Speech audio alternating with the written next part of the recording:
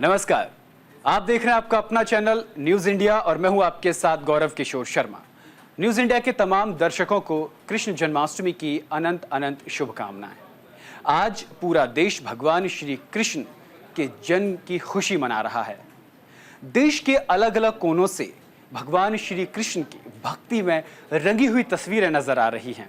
क्या मथुरा, क्या वृंदावन और यहाँ तक भारत ही नहीं बल्कि विश्व भर के कई ऐसे देश जहाँ पर भारतीय रहते हैं, वहाँ से भी कृष्ण जन्माष्टमी की धूम देखते ही बन रही है। आज न्यूज इंडिया भी भगवान श्री कृष्ण की भक्ति में रंगा हुआ है। आज के दिन को बेहद खास बनाने के लिए महाभारत धारावाहिक तो आपने देखा ही होगा। कोरोना काल में जिस तरीके से महाभारत ने पूरे देश में एक बार फिर से उसके कलाकारों ने अपनी एक अलग छवि बनाई, वैसा ही कुछ नज़ारा लगातार बना रहा है। उसके कलाकार की छवि भगवानों के पात्र के रूप में आज भी देशवासियों के मन मस्तिष्क में झूम रही है। देशवासी महाभारत के पात्रों को सच के भगवान मानते हैं। दूर दराज के शहरों में, दूर दराज के इलाकों में कई जगह देखने को मिलता है कि जो पात्र महाभारत में थे उनकी मूर्तियां बनी हुई है या फिर उनकी तस्वीरें लगी हुई हैं। ऐसे ही एक पात्र आज न्यूज इंडिया पर जुड़ रहे हैं। आज हम कह सकते हैं कि रील वर्सेस रियल। आज हम आपको आपके भगवान श्री कृष्ण से साक्षात मिलवाने जा रहे हैं। ज्यादा समय न लेते हुए मैं न्यूज इंडिया पर बहुत बहुत स्वागत करता हूं नीतीश भारद्वाज जी का, महाभारत धारावाहिक के श्री कृष्ण। सर, आपका न्यूज इंडिया पर बहुत बहुत स्वागत है। नमस्कार। नमस्कार। आपके माध्यम से सारे दर्शकों को जन्माष्टमी की बहुत बहुत शुभकामनाएं। सर, आज जन्माष्टमी का पर्व है और जब आपको लोग देखते हैं तो साक्षात भगवान श्री कृष्ण की कल्पना करने लगते हैं। उनको लगता है कि हमने खुद साक्षात भगवान श्री कृष्ण को देख लिया। महाभारत में आपने रोल निभाया श्री कृष्ण का। उससे पहले आपने इस अभिनय को करने के लिए क्या क्या तैयारियां की और ये कितना चुनौतीपूर्ण रहा सर? मैंने पहले भी कई बार कहा है कि ये जो रोल्स होते हैं इनको करने की तैयारी 15 दिन में नहीं होती। ये कहीं ना कहीं विधि लिखित होता है। तो जिस तरह से भगवान ने मुझे एक ब्राह्मण परिवार में जन्म दिया जहां पर अद्वैत वेदांत की उपासना की जाती थी और भगवत गीता और ज्ञानेश्वरी को ही पढ़ा जाता था, ऐसी अपब्रिंगिंग मुझे मिली। मेरी माता जी जो है वो भगवत गीता और ज्ञानेश्वरी की विदुषी थी। पिताजी कर्म योगी थे और गुरुदेव रानड़े जी के शिष्य थे जो अद्वैत वेदांत के बहुत बड़े प्रचारक रहे। तो ये जो सारी साहित्य जो बचपन से पढ़ने को मिला, मराठी नाटकों के माध्यम से कृष्ण के कई सारे नाटक उनके जीवन प्रसंगों के ऊपर आधारित, वो मैंने 70 और 80 के दशक में देखे जब मैं बड़ा हो रहा था। ये सारी चीज जो हैं, ये सारी जो चीजें हैं, इनसे मेरे जीवन का एक न्यास तैयार जी। और उस न्यास के चलते मैं आगे चलकर ये पात्र निभा पाया। क्योंकि ये तैयारी 15 दिन की तैयारी नहीं होती और इसीलिए मैं कहता हूँ हमेशा कि कुछ चीजें जो हैं वो विधि लिखित होती हैं। भगवान की ये इच्छा पहले से रही कि इस आत्मा को, इस जीवात्मा को स्वयं को प्रचारित, प्रसारित और प्रकट करने के लिए इस्तेमाल होना है। तो इसको जो उसके अनुरूप संगोपन मिलना चाहिए, ऐसे घर में इसको भेजें। तो ये भगवत कृपा है, माँ भगवती की इच्छा थी, स्वयं भगवान कृष्ण का प्रसाद आशीर्वाद था कि मेरा ये जो चेहरा है वो उन्होंने स्वयं के प्रकटीकरण के लिए, प्राकट्य के लिए इस्तेमाल किया। यही मेरा परम सौभाग्य है। नीतीश जी, एक सवाल और लोगों के मन में आता है कि नीतीश भारद्वाज क्या सिर्फ कृष्ण का किरदार करने के लिए ही अभिनय के क्षेत्र में आए थे? क्योंकि आपके बहुत ज्यादा काम जो है वो कृष्ण के अलावा देखने को नहीं मिले हैं। वो आपने नहीं देखे हैं। जी। क्योंकि दूरदर्शन के बाद जब मल्टी चैनल का एक जमाना आ गया तो लोगों के हाथ में इतने सारे चैनल्स आ गए कि महाभारत के समय जो पूरा देश एक चैनल को और एक सीरियल को देखता था, वैसा नहीं हो पाया। शायद ही एक आध सीरियल वैसा होगा जैसे केबीसी, जी, अदरवाइज तो ऐसा कोई सीरियल धारावाहिक नहीं आया। लेकिन मैंने विष्णु पुराण किया, कई सारे धारावाहिकों में काम किया, वेब सीरीज आई तो वेब सीरीज में मैंने समांतर नाम का वेब सीरीज किया जो कि बहुत ही सराहा गया, और तकरीबन 15 से 18 फिल्में की, मराठी, हिंदी और मलयालम भाषा में फिल्में की। अब भी मैं मलयालम भाषा में एक फिल्म करके आ रहा हूँ, उसकी पूरी शूटिंग खत्म करके आ रहा हूँ। तो काम तो बहुत किया, लेकिन ये आप कह सकते की हैं कि पहचान। कृष्ण कृष्ण की जो पहचान बनी थी उस तुलना में उतना बड़ा काम दूसरा कुछ हुआ नहीं, क्योंकि कृष्ण तो कृष्ण है, कृष्ण तो कृष्ण है। दूसरा काम कृष्ण की तरह नहीं हो सकता। जी, बिल्कुल। और सर ये भी कह सकते हैं कि जब आपने कृष्ण का किरदार निभाया तो उसके बाद कोई ऐसी कहानी आपके दिमाग में हो, आप बताना चाहते हो कि जब आप कहीं जगह पर गए हों तो लोग आपको देखकर हाथ जोड़कर खड़े हो गए हों, आपके पैरों में गिर गए हों कि उन्होंने तो साक्षात भगवान कृष्ण के दर्शन कर लिए हों? ऐसा भी ज़रूर हुआ होगा आपके साथ? देखिए, ये भारत देश है, जी, ये इंडिया नहीं है ना? जी, जी, तो जहां आप कंक्रीट जंगल को छोड़कर भारत में चले जाएंगे, जी, जहां मिट्टी दिखती है, जहां माटी दिखती जी, है ना? तो वहां का ये संस्कार ही है, और ये होगा, अरुण जी के साथ होगा, दीपिका चिखलिया के साथ होगा, मेरे साथ होगा, और होता ही रहता है। जी, तो हम लोगों ने केवल इन इन इन सारे भक्तों की आस्था आस्था को समझते हुए उसका सम्मान करना सीखा है। जी, तो उसका सम्मान होना चाहिए, क्योंकि जी, आज प्रत्येक मनुष्य जो है वो अपने अपने आप में एक अचीवर है, जी, और अचीवर्स का अपना एक ईगो होता है जी, कि मैंने ये किया, मैंने ये पाया, मैं ये कर पाया। उस ईगो को रखते हुए भी यदि कोई इंसान आपके सामने झुक रहा है, क्या उसको पता नहीं है कि मैं एक साधारण मनुष्य हूँ? क्या बिल्कुल, उसको पता बिल्कुल, नहीं है कि मैं अभिनेता हूँ? सब पता है। लेकिन मन में उनके भाव ये है कि कुछ तो वो कृष्ण का अंश आप में होगा जिसके कारण स्वयं कृष्ण ने आपको चुना, और जी, ऐसा कहते हैं, जी, मुझसे कहते भी हैं। तो ये जो ह्यूमिलिटी है, उसका सम्मान होना चाहिए, और जी, मैं करता हूँ। जी। देखिए, आज का बहुत पावन दिन है और आज न्यूज़ इंडिया पर लोग आपको देखकर साक्षात भगवान श्री कृष्ण की कल्पना जो है वो कर रहे हैं। बहुत सारी हम आपसे बातें करेंगे क्योंकि एक सवाल सर ये भी बनता है कि जब हम किसी किरदार में उतरते हैं तो उसे जीने लगते हैं, उसको महसूस करने लगते हैं ताकि वो वास्तविक लगे। क्या कभी शूट के दौरान आपने उस अलौकिक ईश्वरीय शक्ति को महसूस किया था? मैं लोगों को बहलाने के लिए झूठ बोलना पसंद नहीं करता। जी, इसलिए ये नहीं कहूँगा कि मुझे कृष्ण के दर्शन हुए। जी, जिस दिन मुझे कृष्ण के दर्शन होंगे, जी, उस दिन मैं ये भौतिक जगत है वो छोड़ के कहीं हिमालय में बस जाऊँगा। जी, मैं हमेशा से ये कहता था रवि चोपड़ा जी से कि हम लोग सीरियल में दिखाते हैं कि कोई आराधना कर रहा है विष्णु की, और विष्णु पुराण में, और विष्णु भगवान आ जाते हैं, कहते हैं वरदान मांगो, और वो वरदान मांगता है। मैंने रवि जी से कहा कि मुझे तो ऐसा लगता है मेरे सामने अगर कोई भी भगवान या माँ भगवती प्रकट हो जाएं और कहें कि बेटा कुछ मांगो, तो मैं कहूंगा अभी क्या बचा क्या है मांगने के लिए। जी, स्वयं अगर भगवान ने दर्शन दे दिए तो मैं तो कहूंगा माता या महाप्रभु आप तो मुझे ले जाओ। तो ये भाव होता है। जब मैं शूटिंग करता था या तो विष्णु पुराण की या महाभारत की, तो मेरा मेरी मेरी एक आदत है। हम लोग सुबह 7 बजे से शूटिंग करते थे, 6 जी, बजे से मेकअप शुरू होता था। जी, तो 6 बजे से जब मेकअप चल रहा होता, तो मैं लता जी या पंडित भीमसेन जोशी या जोशी जी या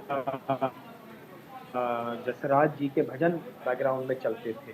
उस जी, ज़माने में ये लैपटॉप और उस ज़माने में ब्लूटूथ स्पीकर्स ऐसा कुछ नहीं था। जी, तो जी। मैं कैसेट्स पूरा माहौल जो कैसेट है वो प्लेयर में भक्ति में चला रहता के रहता होगा उस वक़्त। पूरे सेट का उस माहौल तरह भक्ति से में। करता था, और जो सीन्स हैं उनको पढ़ता, मेरा मेकअप मैन मेकअप करता, और आंखें मूंद कर केवल ध्यान करता कि मुझे क्या करना है। ध्यान में देखिए, ध्यान में कुछ मांगना नहीं होता है, जी, लोग नहीं समझते। जी, ध्यान में कुछ नहीं करना होता है, और जो एक फ्लैश आता है वही ध्यान है, वही मेडिटेशन है ना। जी, that flash is of nothingness. और जी, उसके बाद में मुझे कई बार ऐसी अनुभूति हुई कि डिफिकल्ट सीन था तो मैं केवल ध्यान लगा के बैठता था, मेकअप चल रहा होता था और अपने आप से मुझे पता चल जाता था कि इस सीन को आसान बनाने के लिए क्या करना चाहिए। जी, इसमें कैसा अभिनय अपेक्षित है कि लोग इसको समझें, है जी, ना? क्योंकि फिलॉसफी और अध्यात्म बड़ी क्लिष्ट चीज़ होती है। जी, उसको सरलता से समझाने के लिए सबसे पहले तो अभिनेता को वो समझना आवश्यक होता है। जी, तो जब तक वो अभिनेता उसको अनुभूत ना करे, तब तक वो बोल नहीं पाता। और मैं समझता हूँ ये जो मोमेंट्स थे मेरे जीवन के, फ्रैक्शंस ऑफ द मोमेंट्स, जहाँ पे मैंने ये अनुभूतियाँ की हैं, वही मैं कहूँगा कि कृष्ण का दर्शन है या माँ भगवती की कृपा है। जी। सर क्योंकि एक चीज़ और समझना चाहेंगे आपसे, एक बहुत ज़्यादा चर्चित दृश्य है, जब कुरुक्षेत्र के युद्ध में, कुरुक्षेत्र में मैदान में जब आप भगवान कृष्ण जब अर्जुन को उपदेश देते हैं, तो ये कहा जाता है कि वो जो पूरा दृश्य था, उसमें बहुत समय लगा था और उस वक़्त जो वहाँ की वातावरण था, जो भावना थी, वो एकदम अलग थी। ऐसी कहानी प्रचलित है। उस दृश्य की जब वो फ़िल्माया गया, उसकी सच्चाई मैं आपसे थोड़ा-सा समझना चाहता हूँ सर। जब भगवान देखिए, कृष्ण अर्जुन एक को तो उपदेश देते हैं। आप जिस प्रसंग की बात कर रहे हैं, वो जयपुर का प्रसंग है। अच्छा, एक मैं लोगों की भावना की बात करूँगा, दूसरा मेरी भावना की बात करूँगा। बिल्कुल सर। क्योंकि भगवत गीता का चित्रण जब हुआ था, तो तब की ये बात है। और जयपुर के बाहर हम 45 किलोमीटर पर एक गाँव में शूट कर रहे थे, जहाँ पर एक मीलों का भरा हुआ, मीलों फैला हुआ एक मैदान था, जो आज शायद नहीं है। वहाँ पर टाउनशिप्स बस गई होंगी। तो वहाँ पर मैं तैयार था, बैठा था, लेकिन रवि जी ने एक मैसेज भेजा। मैं बेस कैंप में था, बेस कैंप से 1 किलोमीटर दूर अंदर कुरुक्षेत्र था। रवि जी का मैसेज आया कि तुमको त्वरित यहाँ पे बुलाया है। तो मैं गया वहाँ पर, तो रवि जी ने कहा कि ये सारे गाँव वाले जो हैं हमको शूटिंग नहीं करने दे रहे हैं। कह रहे हैं कि जब तक कृष्ण के दर्शन नहीं होंगे, तब तक हम शूटिंग करने नहीं देंगे। तो देखिए ये भारत है, ये जी, भारत है। जी, और लोगों ने, मतलब मैं तो ये समझता हूँ गौरव जी, कि इस अकेले महाभारत और विष्णु पुराण के को करके जी। ये जो मेरा नीतीश भारद्वाज का ये जो जीवन है, ये अपने आप में सार्थक जीवन है। बिल्कुल, बिल्कुल। करने को बहुत कुछ है। बिल्कुल सर। मन में एम्बिशंस बहुत सारी हैं और वो जो एम्बिशंस हैं वो भी भगवान ने दी हुई हैं। जी, क्योंकि टैलेंट भी जो है, जितना कुछ है, वो भी भगवान का दिया हुआ है। जी, लेकिन जब मैं वहाँ पर गया और एक लाइन लगी हुई थी गाँव वालों की, तो रवि जी ने कहा कि आप लोग एक तरफ में अगर भगवान कृष्ण के दर्शन करेंगे तो मैं अपना यहाँ पे काम शुरू करूँ। तो एक तरफ मैं केवल बैठा रहा और लगभग 2-3 घंटे तक, 2 ढाई घंटे तक लोगों ने कृष्ण के दर्शन किए। मुझ में उन्होंने कृष्ण देखा क्योंकि वो मयूर पंख लगा हुआ था। जी, कृष्ण हैं ही जी, ऐसे।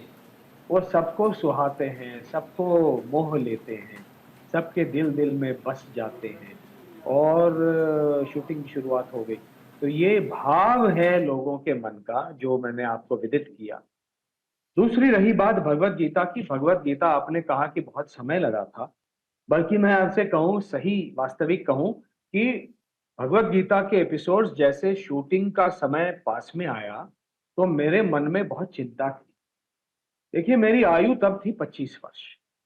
25 वर्ष की आयु में भगवत गीता को बोलना, 25-26 वर्ष की आयु में पूरे उस अध्यात्म को बोलना और पूरे दुनिया को समझाना, ये मेरे लिए बहुत चिंता का विषय था। और इसी को लेके सबसे पहले मैंने इस रोल को करने से मना किया था, क्योंकि मुझे लगा था कि मेरे पास उतना अनुभव नहीं है। जी, और मैंने माँ भगवती से और स्वयं कृष्ण से आशीर्वाद माँगा था।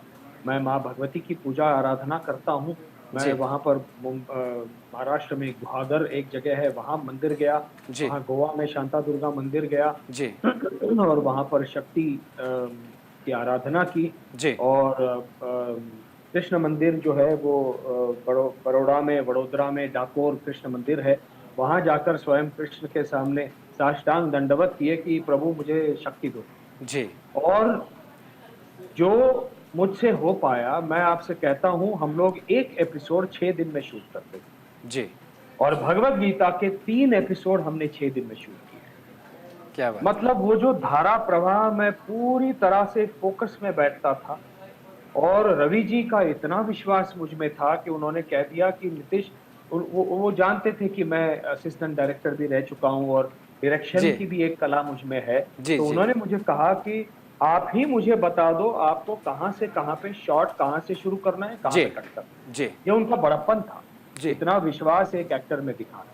और जी, मैं वो शॉट डिवीजन उनको करके देता था, वो अपना कैमरा एंगल्स लगाते थे। बिल्कुल, और उसके बाद मैं केवल धारा प्रवाह जो मुझे मिला 6 दिन का, वो उसकी कृपा है, बिल्कुल सर, आशीर्वाद है। बिल्कुल सर, ये ज्यादा समय नहीं लगा, जी, कम समय लगा, लेकिन ये जो सारी चीजें हैं ना, रामायण, महाभारत, विष्णु पुराण, ये हम नहीं कर रहे होते, बिल्कुल, ये कोई और शक्ति करवाती है हमसे। डेफ़िनिटली, बिल्कुल हम सर, अध्यात्म में, अद्वैत वेदांत में परब्रह्म कहते हैं या पराशक्ति कहते हैं। बिल्कुल सर, और इसीलिए मेरे आज तक के जीवन में यदि कोई उपलब्धि है तो वो उस पराशक्ति की है, और जी, कोई त्रुटि है तो वो मेरी नीतीश भारद्वाज की। जी।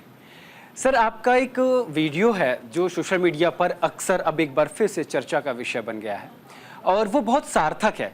वो समाज को एक सकारात्मक संदेश देता है। मैं चाहता हूं कि एक बार वो वीडियो हम देखते हैं और फिर उसको आज के समय से और जो घटनाएं आजकल आसपास घट रही हैं सर, आप भी देख रहे हैं जिस तरीके से देश के अलग अलग राज्यों से जो महिलाओं के साथ उत्पीड़न अत्याचार की खबरें लगातार आ रही हैं, वो जी, महाभारत काल के एक दृश्य से जुड़ती हैं, क्योंकि उस वक्त तो जो समर्थवान लोग थे, सामर्थ्यवान, वो मौन थे। पहले हम ये वीडियो दिखाते हैं सर, फिर इस पर हम चर्चा करेंगे। जी। छोटा सा वीडियो।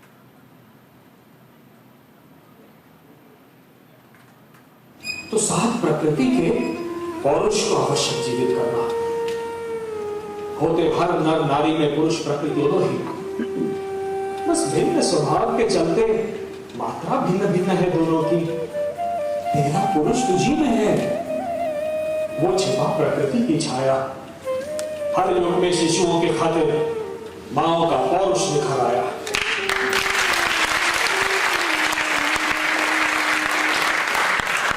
जिन पुत्रों ने अयोध्या को सम्मोहित कर डाला था, ऐसे लव कुश को सीता ने बिन पिता के हित पाला था। जब प्रश्न किया है आने वाले हर युग का तूने पुत्री, तो उत्तर भी दिया है आने वाले हर युग का मैंने पुत्री। आने वाले युग में ऐसे निर्णय लेंगी माताएं जब स्वयं अपनी इच्छा से एकाकी बालक पालेंगी माताएं। आने वाले युग की प्रथम कवि है और प्रिय पुत्री, तो इस युग की अंतिम माता है, एकाकी है प्रिय पुत्री। सर ये वीडियो जब चल रहा है तो आप समझ सकते हैं कि क्या भावनाएं जो हैं वो हैं और आज के समय से किस तरीके से देखिए जुड़ सकती हैं। सर मैं आपसे समझना चाहता हूँ। देखिए, सबसे पहले मैं ये क्लैरिफाई कर दूं कि ये महाभारत का दृश्य नहीं, हाँ, महाभारत धारावाहिक का दृश्य है। बिल्कुल बिल्कुल सर। ये मैं पिछले 10 वर्षों से एक नाटक कर रहा हूं जिसका नाम है हिंदी नाटक जी। चक्रव्यूह। जी उसके 120 शोज हम कर चुके हैं, जी और आने वाले समय में सितंबर, अक्टूबर, नवंबर में अगले 3 महीनों में लगभग 10 से 15 शोज इसके हम करने जा रहे हैं। जी इसको अतुल सत्य कौशिक जी ने लिखा है। और देखिए, महाभारत को हमेशा से जीवन का दर्पण माना गया है। जी कहते हैं कि जीवन का कोई ऐसा अंग नहीं है जो महाभारत में नहीं है, और जो महाभारत में नहीं है ऐसा कुछ भी बाहर नहीं। जो कुछ जीवन में है वो सब कुछ महाभारत में है, और इसीलिए वो जीवन का दर्पण है। इसीलिए महाभारत के कई प्रसंगों की प्रासंगिकता को निखार कर आज के परिदृश्य में लाने का यह प्रयास नाटक चक्रव्यूह करता है। इसमें उत्तरा का प्रश्न है सिंगल मदरहुड का, कि अब अभिमन्यु चला गया, अब एक मैं अकेली माता अपने पुत्र को कैसे, अपने जो भी पुत्र या पुत्री जो भी होगी उसको कैसे उसका पालन पोषण करूंगी। और इसीलिए सिंगल मदरहुड की बात यहां पर कृष्ण करते हैं और कहते हैं कि स्त्री और पुरुष ये दोनों प्रत्येक में हैं, निहित है।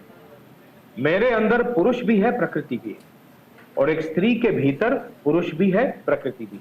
जी। और इसीलिए आज सारी स्त्रियां पुरुषार्थ कर रही हैं, बिल्कुल सर। बाहर जाकर अपना करियर कर रही हैं, पुरुषों के समान या पुरुषों से कई कदम आगे चलकर स्वयं को स्थापित कर रही हैं।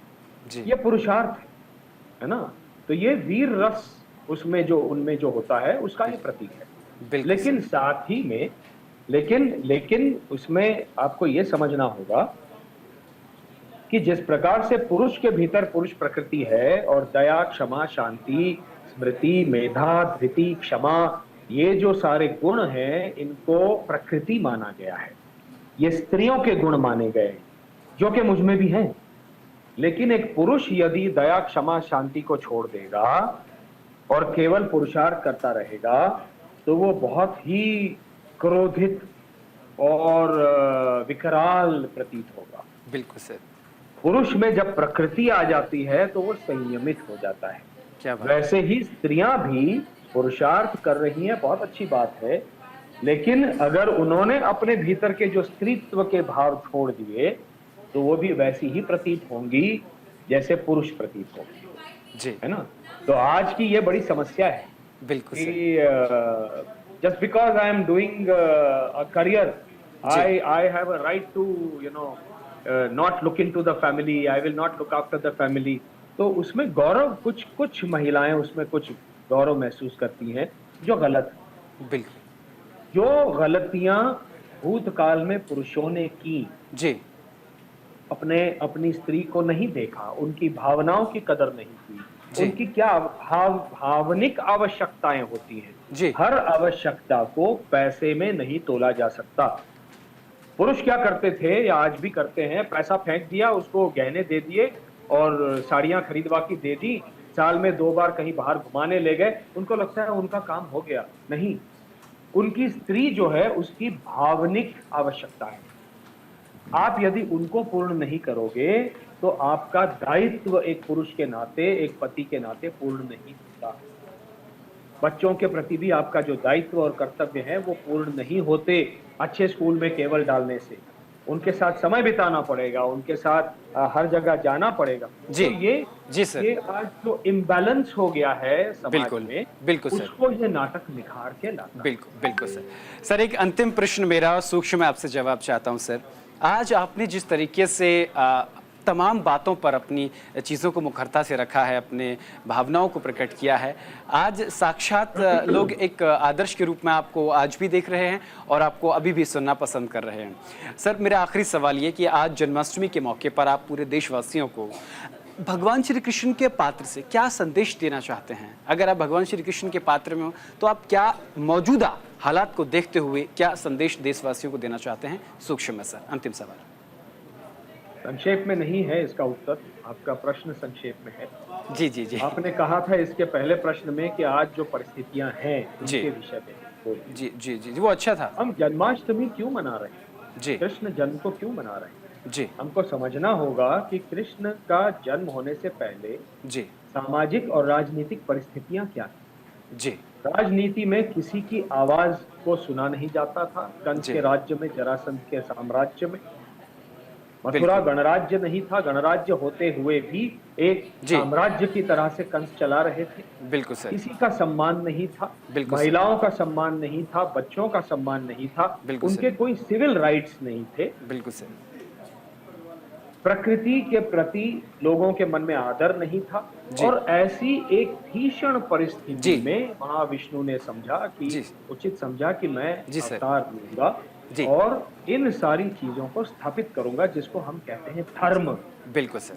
जी सर। धर्म क्या है? हिंदू धर्म नहीं है। जी जी सर। हिंदू धर्म है, जी। लेकिन हिंदू ये शब्द केवल धर्म का प्रतीक नहीं है। धर्म तो कई सारे हैं। बिल्कुल सर। आचार धर्म है, प्रकृति धर्म है, व्यवहार धर्म है। जी। धर्म एक बहुत व्यापक परिभाषा है। जी चल जी सर। इन सारी परिभाषाओं को पुनर्स्थापित करने के लिए कृष्ण का जन्म हुआ। और आज के परिवेश में यदि मैं कहूं, जहां महिलाओं का उत्पीड़न, महिलाओं के ऊपर अत्याचार इतने बढ़ते जा रहे हैं, जी जातिवाद अपनी चरम सीमा पर है। जी बिल्कुल। और विशेष करके आज जो हमने देखा, जी। कोलकाता में जो देखा, बंगाल में और यहाँ बदलापुर में, जी, जी, मुंबई जी। और ठाणे जी के पास जी में जी सर। 3-4 वर्ष की बिल्कुल। बच्चियां, उनके साथ आप एक नराधम की तरह से बलात्कार कर रहे हो। जी सर। उसको स्त्रीत्व का पता भी नहीं है। जी सर। 3-4 साल के एक बेटा जो होता है किसी का, उसको मैं पुरुष हूँ, पुरुष का अर्थ नहीं पता होता है। जी सर। उस बच्ची को स्त्री का अर्थ नहीं पता होता है, इसीलिए हम उनको भगवान का निर्मल निश्चल स्वरूप मानते हैं। जी, बिल्कुल सर। इनके साथ सर। आपने ऐसा कर दिया। जी मेरा ये जी, मानना जी है सर, कि सर, आज की सर।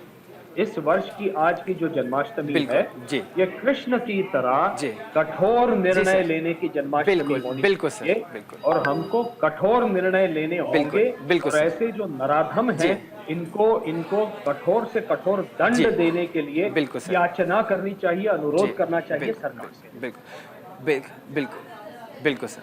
मनाया गया। जी, बहुत बहुत शुक्रिया सर, न्यूज़ इंडिया पर अपना समय देने के लिए बहुत बहुत आभार।